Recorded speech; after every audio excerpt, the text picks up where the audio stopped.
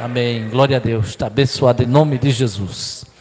Amém. Meus amados, agora abra a sua Bíblia no capítulo 17 do livro de Atos dos Apóstolos. Capítulo 17. Texto que vai do versículo 15 até o versículo 34. É um texto um pouco extenso, mas eu quero conversar com os irmãos sobre esse texto. Deus nesta noite já se manifestou de diversas maneiras, já falou no meio da igreja, né? Se nós voltássemos para casa agora, já estávamos satisfeitos por tudo que temos ouvido da parte de Deus, através dos louvores. Mas eu creio que Deus ainda quer falar a sua vida através da palavra também. O texto diz assim: e os que acompanhavam Paulo o levaram até Atenas, e recebendo ordem para que Silas e Timóteo fossem ter com ele o mais depressa possível, partiram. E enquanto Paulo os esperava em Atenas, o seu espírito se comovia em si mesmo, vendo a cidade tão entregue à idolatria. De sorte que disputava na sinagoga com os judeus e religiosos, e todos os dias na praça com os que se apresentavam. E alguns dos filósofos epicureus e estoicos contendiam com ele. Uns diziam: que quer dizer este paroleiro? Outros: parece que é pregador de deuses estranhos, porque lhes anunciava a Jesus e a ressurreição. E tomando-o, o levaram ao Areópago, dizendo: poderemos nós saber que nova doutrina é essa de que falas? Pois coisas estranhas nos trazes aos ouvidos, queremos, pois, saber o que vem a ser isso. Pois todos os atenienses e estrangeiros residentes de nenhuma outra coisa se ocupavam, senão de dizer e ouvir algumas novidades. E estando Paulo no meio do Areópago, disse: varões atenienses, em tudo vejo que vocês são muito supersticiosos. Porque passando eu e vendo os vossos santuários, achei também um altar em que estava escrito: ao Deus desconhecido. Esse, pois, que vós honrais não o conhecendo, é o que eu vos anuncio: o Deus que fez o mundo e tudo o que nele há, o Senhor do céu e da terra, não habita em templo feito por mãos de homens, nem tampouco é servido por mãos de homens, como que necessitando de alguma coisa, pois ele mesmo é quem dá a todos a vida, a respiração e todas as coisas. E de um só fez toda a geração dos homens para habitar sobre toda a face da terra, determinando os tempos já antes ordenados e os limites da sua habitação, para que buscassem ao Senhor, se porventura tateando pudessem achar, ainda que não está longe de cada um de nós. Porque nele vivemos e nos movemos e existimos, como também alguns dos vossos poetas disseram, pois somos também sua geração. Sendo nós, pois, a geração de Deus, não havemos de cuidar que a divindade seja semelhante ao ouro ou à prata, ou a pedra esculpida por artifício e imaginação dos homens.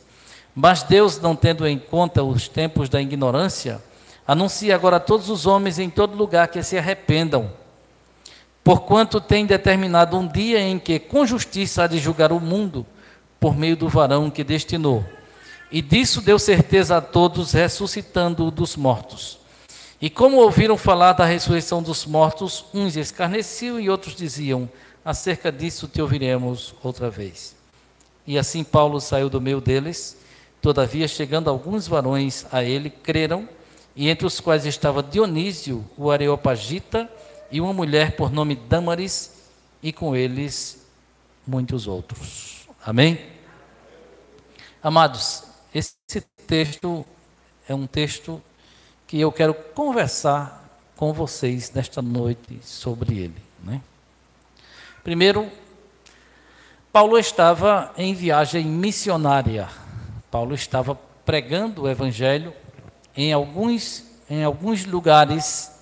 Dentre esses lugares que ele passava pregando o evangelho, ele passou pela região de Tessalônica, né? Ele passou por Tessalônica. E na cidade de Tessalônica, ele foi perseguido por um grupo de judeus que não gostaram de ouvir a mensagem do evangelho. Então, Paulo, ele partiu para a Bereia, né? para escapar daquelas pessoas que queriam linchar o apóstolo. E chegando em Bereia, ele pregou para muitas pessoas, e os irmãos a quem ele pregava ia conferindo a mensagem bíblica, a mensagem de Deus, eles iam conferindo nas Escrituras.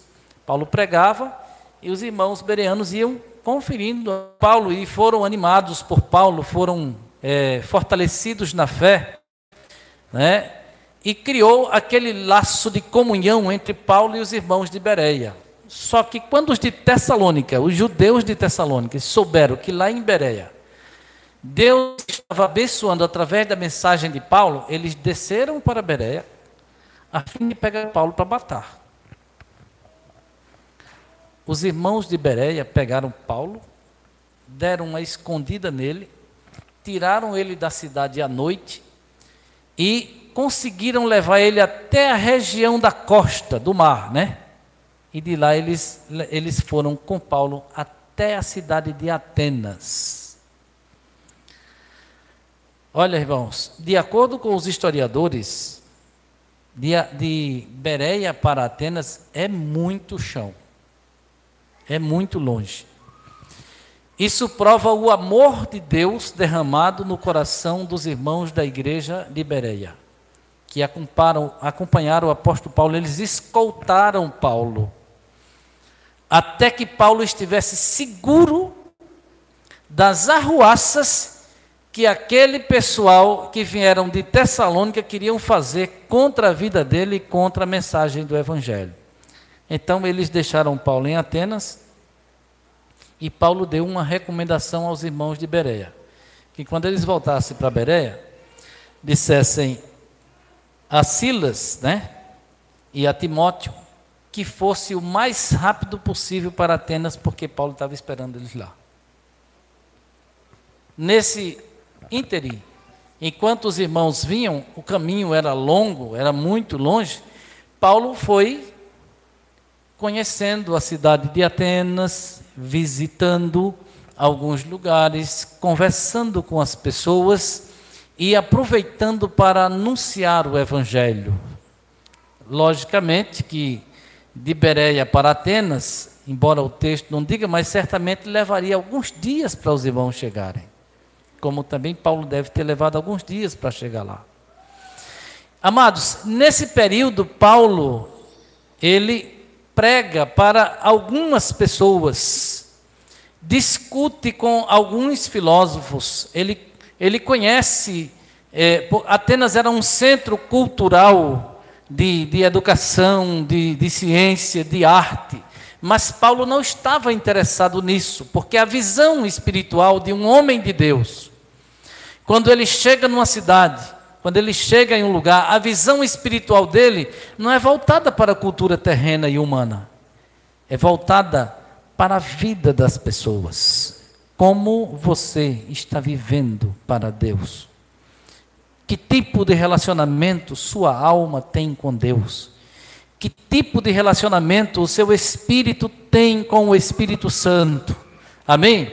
Então, amados, enquanto as pessoas veem a cidade bonita, a cidade grande, uma cidade onde muitas pessoas vêm para estudar, para buscar cultura, conhecimento humano, filosofia, Paulo estava na cidade visitando todos esses lugares entre as pessoas cultas e famosas do lugar, mas ele estava visando a vida espiritual daquelas pessoas. Amém?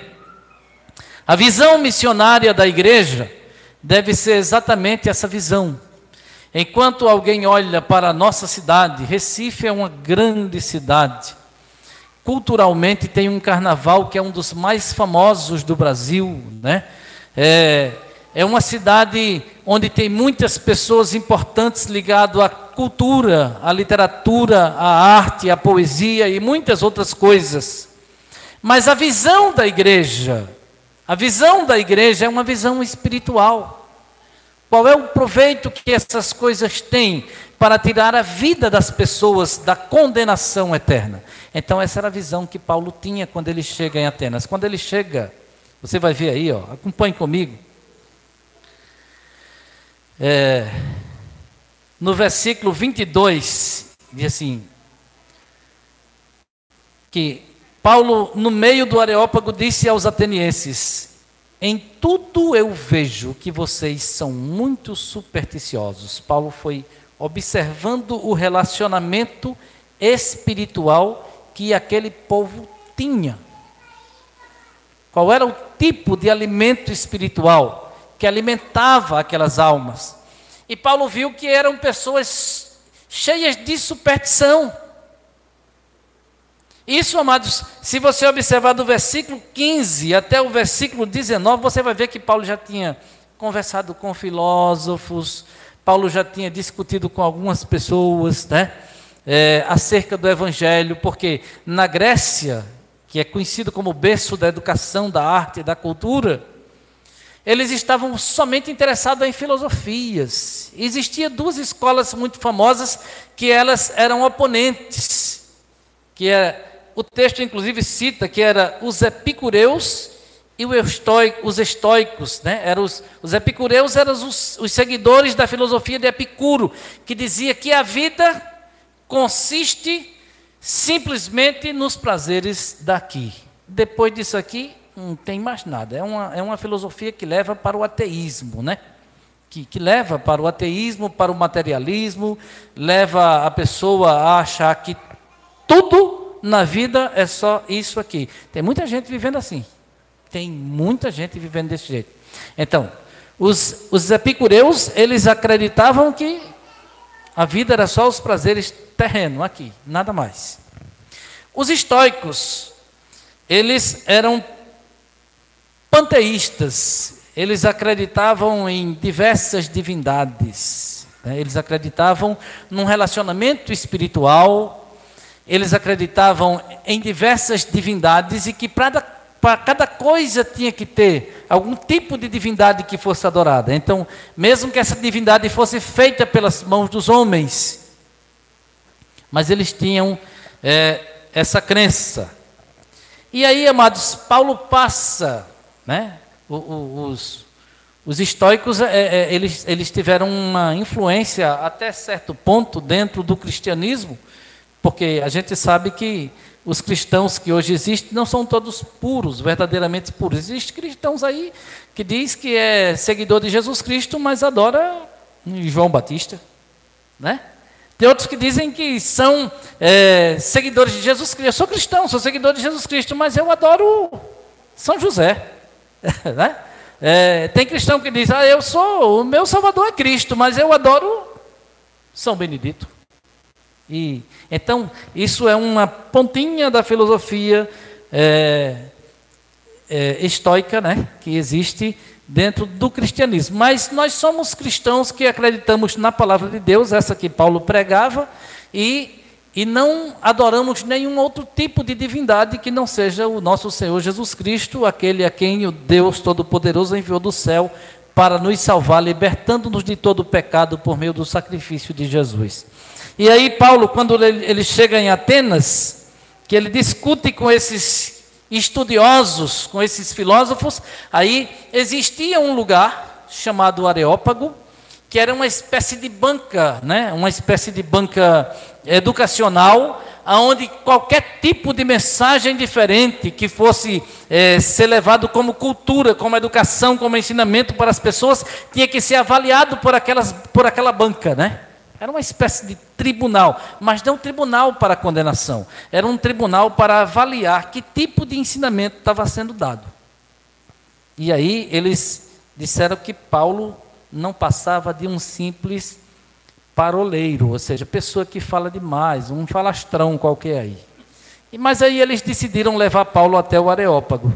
Veja no versículo 22. Aí ele diz, estando Paulo no meio do Areópago, disse: varões atenienses, em tudo vejo que vocês são muito supersticiosos. Quando Paulo diz isso, ele chama a atenção de uma daquelas escolas, porque ele bate no ponto fraco, né, dos estoicos, daqueles que eram panteístas, que tinham uma divindade para cada coisa. E aí Paulo diz: porque passando eu e vendo os vossos altares achei também um altar em que estava escrito: ao Deus desconhecido. Eles eram tão supersticiosos, irmãos, que esse nome ao Deus desconhecido, com certeza não se referia ao Deus Todo-Poderoso, não se referia a Jesus Cristo, mas as crendices populares deles, eles achavam que ainda tinha alguma divindade, e realmente tinha, né? Que eles não tinham colocado ali, para que eles não fossem encontrados em falhas, eles colocaram um altar ao Deus desconhecido. Então Paulo aproveita esse gancho, que a gente chama de gancho, né? Paulo aproveita essa frase aí e diz: olha, esse pois que vocês honrais não conhecendo, é o que eu vos anuncio. Isso é o suficiente, irmãos, para chamar a atenção de quem quer conhecer Deus. Sabe por quê? Sabe por que as pessoas vão atrás de divindadezinhas? Sabe por que as pessoas vão atrás de entidades, de espíritos, de seres, de pessoas que já morreram, e de tantas outras coisas? Porque as pessoas estão na tentativa de ter um relacionamento com Deus. E essas pessoas, amados, elas não conhecendo Deus, não conhecendo a palavra de Deus, não sabendo quem é Deus e nem tendo quem lhes anuncie, eles vão tateando. E Paulo chega a dizer isso, né?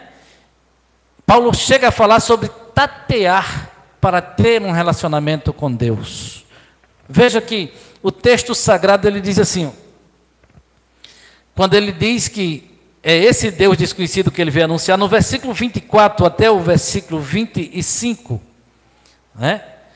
Paulo apresenta o Criador, o Deus Criador. Ele diz: Deus fez o mundo e tudo o que nele há, sendo o Senhor do céu e da terra, não habita em templos feitos por mãos de homens. Aí Paulo já está colocando por terra todo tipo de estatuetazinho de deuses, de imagem, de nome de alguém que foi famoso, que foi influente, que foi poderoso entre os homens. Paulo está colocando por terra tudo isso aí, porque ele diz: Deus, o Criador dos céus e da terra, ele não habita em templos feitos por mãos de homens.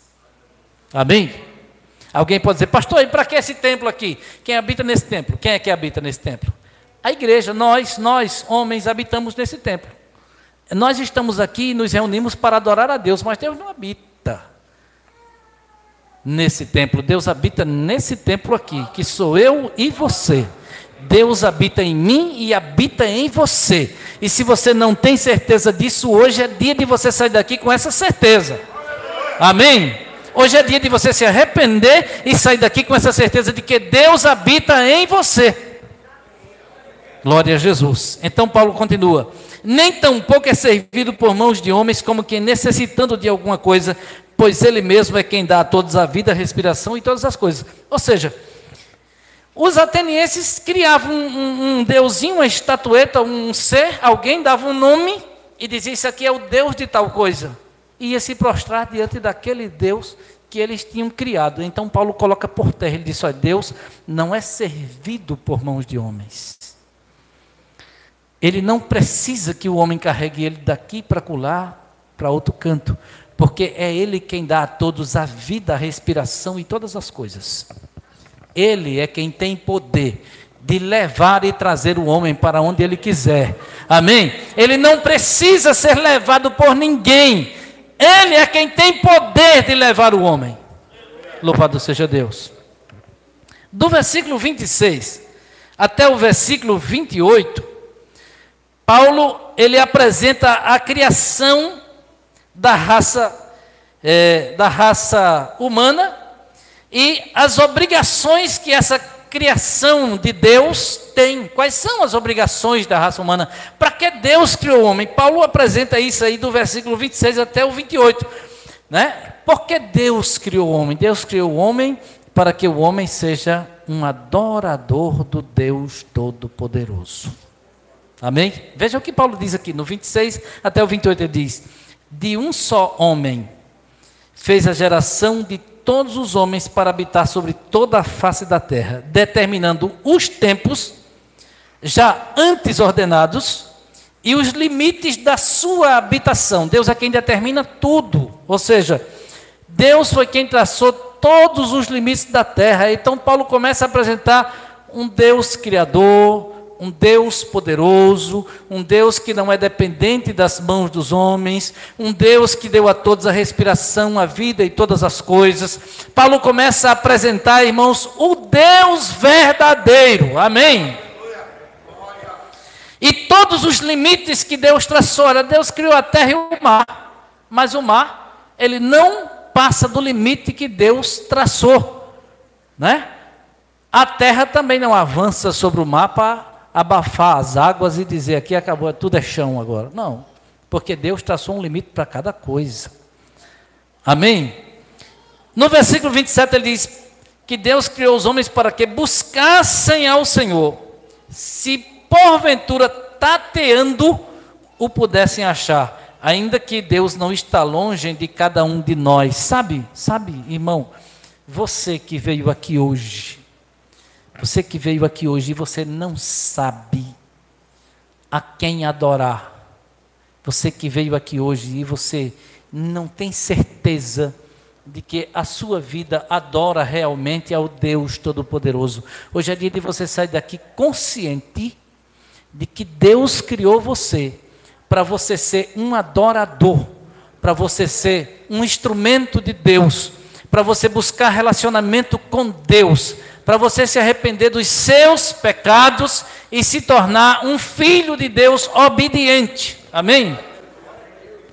Então Paulo ele começa aqui do 26 ao 28 a apresentar a criação da raça humana pelo Deus Todo-Poderoso e a obrigação que Deus deu para todo ser humano, que é ser um adorador, que busque a Deus, que mesmo que você esteja tateando, tentando achar, procurar, você vai encontrar quando você busca. Amém? Glória a Jesus. E Paulo está aproveitando exatamente a ocasião em que ele viu entre os atenienses. Eles estavam tateando pela filosofia dos homens, criando divindades, e aí eles colocam lá uma frase que chama a atenção de quem? De um apóstolo do Deus Todo-Poderoso. Aí ele disse, aqui é onde eu vou apresentar o Criador de todas as coisas para essas pessoas que não sabem o que estão adorando. Amém? Continuando, ele diz no versículo 27, para que buscassem ao Senhor, se porventura tateando pudessem achar, ainda que não está longe de nós. Deus não está longe de você. Ah, pastor, mas é porque eu oro e eu não obtenho resposta. O que está faltando é você se arrepender dos seus pecados. O que está faltando é você se consertar com este Deus Criador. O que está faltando é você submeter-se à vontade deste Deus Todo-Poderoso, porque às vezes a pessoa quer adorar a Deus, mas não aceita se submeter à vontade dEle, e aí não há relacionamento, porque Ele é soberano. Foi Ele que deu a você a vida, a respiração e todas as coisas foi Ele que te deu. Versículo 28 diz, porque nele vivemos e nos movemos e existimos, como também alguns dos vossos poetas disseram, pois somos também sua geração. Paulo faz referência a um poeta famoso que viveu entre os gregos e que dizia que todos os homens são criação de Deus. Todos os homens são geração deste Deus Todo-Poderoso. E aí Paulo pega os gregos exatamente no ponto fraco deles.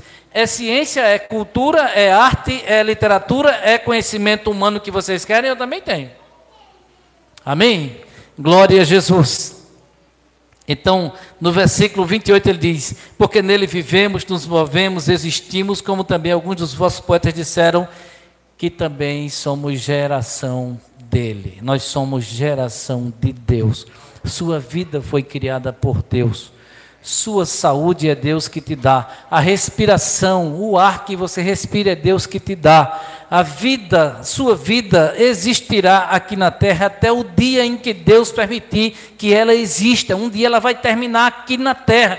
Só que a vida do homem não consiste somente nessa parte terrena, como diz a filosofia de Epicuro. Não é. Nós temos uma vida eterna, nós temos uma eternidade para nos encontrar com Deus ou nos afastar eternamente dele. E nós precisamos tratar disso enquanto estamos aqui. Amém? E aí Paulo vai conscientizando os atenienses que o seu culto, se não é ao Deus Todo-Poderoso, se não é ao Criador, é um culto vão. A quem você está adorando? A quem você está servindo? A quem você entregou a sua vida? Você tem certeza que você acredita na palavra de Deus que após esta vida nós teremos uma eternidade e que nesta eternidade ou nós vamos nos encontrar com o Senhor para estar para sempre com Ele, ou estaremos eternamente separados dEle? Amém? Que a Bíblia chama de castigo eterno. Do versículo, amados, no versículo 29, Paulo mostra a futilidade, ou seja, a falta de instrução, a falta de... fugiu agora da minha mente a palavra, né? Seria instrução, edificação. A falta de edificação que tem o culto aos ídolos. Paulo mostra isso no versículo 29, quando ele diz: olha, sendo nós, pois, geração de Deus. O poeta de vocês não disseram que nós somos geração de Deus? Aí Paulo pega os atenienses aí, os gregos, pela cultura dele, pela literatura, né? Ele diz: o poeta não disse que nós somos geração de Deus? Nós, sendo geração de Deus,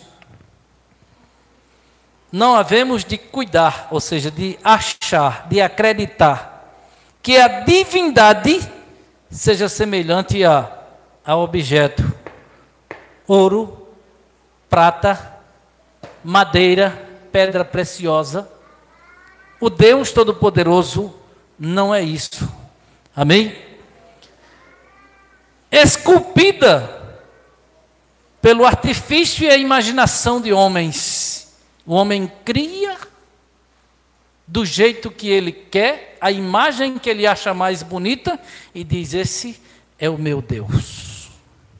Olha, tem pessoas sendo dominadas por espíritos imundos, espíritos das trevas, porque adoram objetos criados pela mão de homens e entrega a sua alma a esses objetos, dizendo que esses objetos são os seus deuses. E aí sabe o que é que acontece? O demônio, Satanás, se apresenta para estas pessoas usando o nome cultural que foi dado para esse objeto.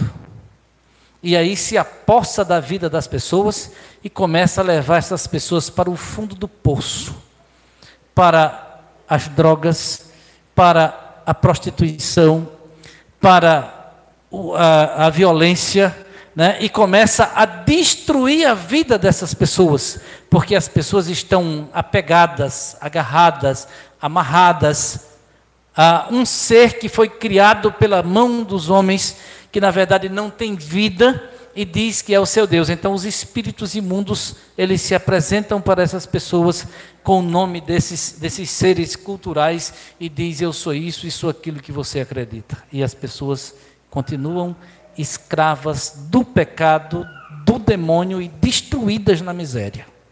E Paulo estava, na sua visão espiritual, Paulo poderia, se a visão dele fosse simplesmente carnal, humana, terrena, ele poderia ter se encantado com Atenas. Quem é Atenas?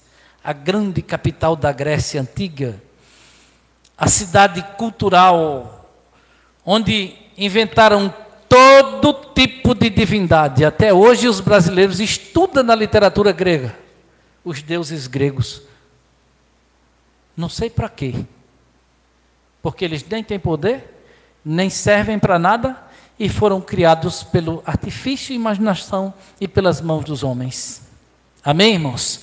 Então, meus amados, Paulo ali, ele está desconstruindo toda a filosofia dos estoicos. Ele está desconstruindo a filosofia dos epicureus, né? de alguém que achava que a vida consiste só nisso aqui, e dos estoicos que achavam que existe uma infinidade de deuses e que todos esses deuses podem salvar o homem. Paulo estava desconstruindo uma mensagem em que ele apresenta o único Deus Todo-Poderoso, Senhor nos céus e na terra. Toda a filosofia cai por terra na mensagem que Paulo prega no Areópago. E olhe, Paulo foi levado para o Areópago pelos examinadores da banca. Alguém que era responsável pela cultura, pelo conhecimento, pela filosofia, alguém que queria analisar que tipo de literatura era trazida, que tipo de mensagem era pregada. Paulo ali, ele enche o peito em nome de Jesus e fala em nome do Deus Todo-Poderoso e apresenta um Deus Criador para pessoas que vivem uma vida miserável espiritualmente. Amém? Louvado seja o nome de Jesus. Então, ali no versículo 29, Paulo está dizendo que Deus não pode ser comparado com nada dessas coisinhas criadas pela mão dos homens. Do versículo 30 até o versículo 34, nós vemos Deus transformando,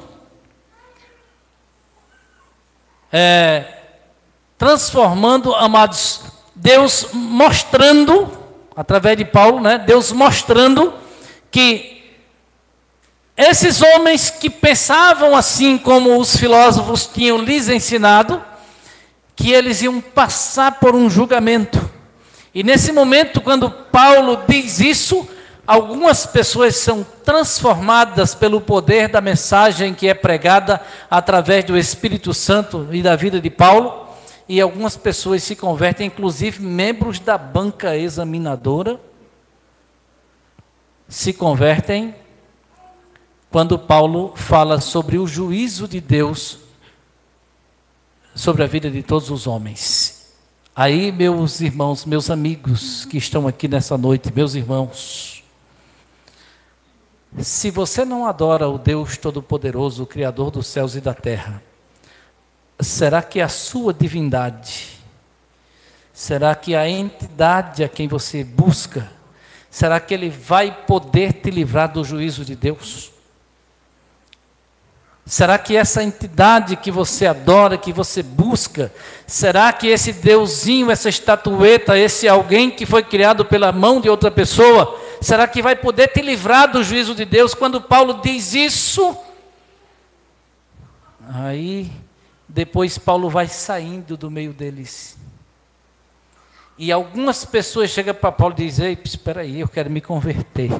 Eu quero aceitar esse Deus Todo-Poderoso. Entre os que estão aceitando, estavam muitos estudiosos, e entre eles é citado o nome de um que fazia parte dos examinadores daquela banca, de alguém que era responsável por ouvir os ensinamentos que estavam sendo trazidos. Glória a Deus. Veja aí do versículo 30 até o 34, diz assim: mas Deus, não tendo em conta os tempos da ignorância, anuncia agora a todos os homens em todo lugar que se arrependam. Se arrependa. A quem é que você está adorando? Se não é o Deus Todo-Poderoso que enviou o nosso Senhor Jesus Cristo para salvar o homem do pecado, se arrependa agora em nome de Jesus. Ele diz: porque Ele tem determinado um dia em que com justiça há de julgar o mundo, por meio do varão que destinou. E disso Ele deu certeza a todos, ressuscitando esse varão dos mortos. Quem é esse varão que Paulo está falando, hein? Jesus está aqui. Esse varão está aqui nesta noite. E você precisa se arrepender dos seus pecados. Confessar esse varão como o único Senhor da sua vida, porque foi Ele que Deus enviou para salvar a humanidade. E é por meio dele que Deus vai derramar juízo sobre todos os homens. E não tem essa coisa de Ah, porque eu sou ignorante disso, eu sou ignorante daquilo, eu não tenho conhecimento. Deus não leva em conta isso não. Ou você se converte ao Senhor Jesus Cristo, confessando Ele como o Senhor da sua vida e se arrependendo dos seus pecados, ou o juízo de Deus cairá sobre todos aqueles que não tomarem essa atitude nesta noite. Amém? Glória a Deus. Então Paulo diz assim, ó, que Deus deu prova disso quando ressuscitou Jesus Cristo dos mortos. E como ouviram falar da ressurreição dos mortos, uns escarneciam de Paulo e outros diziam, depois a gente ouve o que você quer dizer. Não dá para continuar ouvindo, não. Tem gente que é assim, né, irmãos? Quando a gente prega o evangelho, a pessoa diz, não, irmão, depois eu falo contigo. Não, irmão, não dá mais para a gente conversar agora, não. Depois a gente se encontra por aí, a gente conversa de novo, tá certo? Tem gente que faz assim para fugir do crente que está pregando o evangelho de Jesus Cristo. Não tem gente que faz isso? Tem ou não tem, igreja? Tem. E outros o quê? Escarnece. Ah, você está com historinha. Está vendo que Deus é muito ocupado. Deus não vai estar preocupado com minha vida, nem com a sua, nem com a de ninguém, não. Sabe quem é que diz essa mensagem nos seus ouvidos? Sabe quem é que diz? Os espíritos imundos que se apoderam das entidades que você fez seus deuses, que você adora. Então esses espíritos imundos chegam aos seus ouvidos dizendo, Deus não está preocupado com isso, não. É os demônios que ficam falando isso. E nesta noite você precisa se arrepender dos seus pecados e pedir perdão a Jesus e confessar Jesus como o único Senhor, o único Deus Todo-Poderoso, amém? A quem nós devemos adoração. E aí o texto diz, no versículo 33, que Paulo foi saindo do meio deles.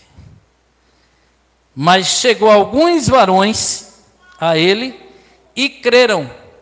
Entre esses varões estava Dionísio, que era um membro do Areópago, era um dos que fazia parte da banca examinadora, e uma mulher por nome Dâmaris, que também era uma mulher importante e influente na sociedade grega entre os filósofos.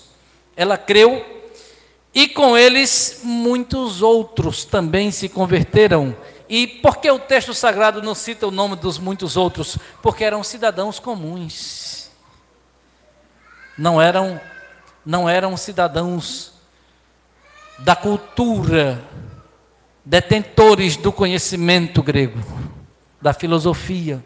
Eram cidadãos comuns, mas dos detentores da filosofia, do conhecimento grego, estava Dionísio e Dâmaris. Tiveram que se converter, se arrependeram dos seus pecados, confessaram Jesus como seu Senhor. E você precisa fazer isso nesta noite, em nome de Jesus, para que os seus pecados sejam perdoados e você sirva ao Deus que te deu a vida, a respiração e todas as coisas. O que é que você tem? Responda para você mesmo. O que é que você tem? Foi o Deus Todo-Poderoso que te deu. E talvez você esteja atribuindo isso a algum ser, uma divindade de mentira criada pelos homens. Talvez você esteja atribuindo isso que Deus te deu a alguma entidade maligna, algum demônio que se apresentou para você como aquela divindade que você disse que crê. Amém? Então hoje você precisa se arrepender disso. Se arrependa dos seus pecados em nome de Jesus, porque o Senhor vai te dar o perdão dos seus pecados e você vai ser grandemente abençoado, além de receber de Deus a vida eterna. Estará livre do juízo, livre da condenação eterna e vai morar eternamente com Jesus Cristo no céu. Amém? Somente os que se arrependem dos seus pecados e confessam Jesus como o único Deus verdadeiro, único Senhor da sua vida, é que tem acesso ao trono de Deus para morar juntamente com Jesus Cristo na eternidade. Amém? Glória a Deus. Então eu quero perguntar, qual é o primeiro corajoso ou corajosa que quer se arrepender dos seus pecados nesta noite, confessando Jesus como seu Senhor? É só você dar um sinal com a sua mão. Levante a sua mão assim e diga: eu estou confessando. Não precisa você falar não, só levantando a mão, você já está dizendo isso. Tem alguém que quer entregar a sua vida para Jesus nesta noite? Pise na cabeça do inimigo que está falando no seu ouvido e venha arrependido aceitar Jesus nesta noite. Tem alguém? Levante a sua mão. Jesus está te chamando, Ele quer te salvar. Levante a sua mão nesta noite em nome de Jesus. Tem alguém? Eu não vou forçar, mas se existe alguma entidade a quem você disse que é o seu Deus, essa entidade é mentirosa, foi criada por mãos de homens ou pelo artifício de imaginação humana. E você precisa se arrepender disso nesta noite e entregar sua vida a Jesus Cristo para o perdão dos seus pecados, para fugir do juízo que Deus vai derramar sobre o mundo. Amém? A igreja está livre de tudo isso, porque a igreja já reconheceu Jesus como o único Senhor no céu e na terra. Amém? Glória a Deus. Se não tem, Deus tenha misericórdia de cada vida nesta noite e abençoe a cada um de nós em nome de Jesus.